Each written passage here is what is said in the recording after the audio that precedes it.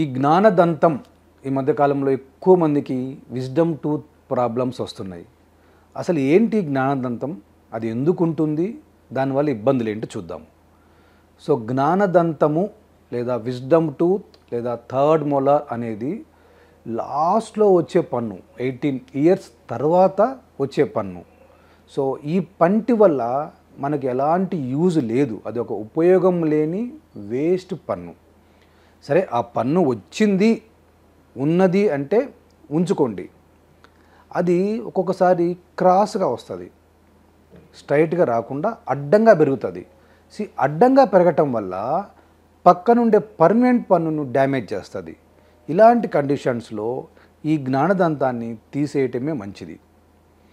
చాలామంది అడుగుతారు, సార్ జ్ఞానదంతం తీస్తే మా జ్ఞానం ఏమైనా తగ్గుద్దా అని.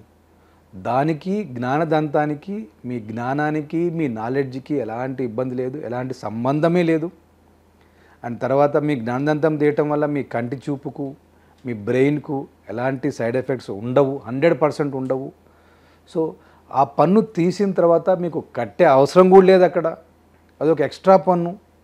సో ఈ జ్ఞానదంతం ఇబ్బంది కలగజేస్తుంది అంటే నిరభ్యంతరంగా మీ డెంటిస్ట్ దగ్గరికి వెళ్ళి మీరు ఆ పన్నును శుభ్రంగా తీపించుకోవచ్చు.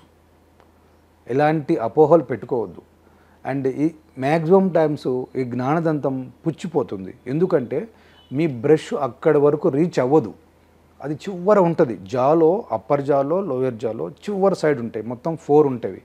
సో అంతవరకు మీ బ్రష్ పోదు కాదు కాబట్టి, అది మీరు క్లీన్ చేసుకోలేరు కాబట్టి అది పుచ్చిపోతుంది.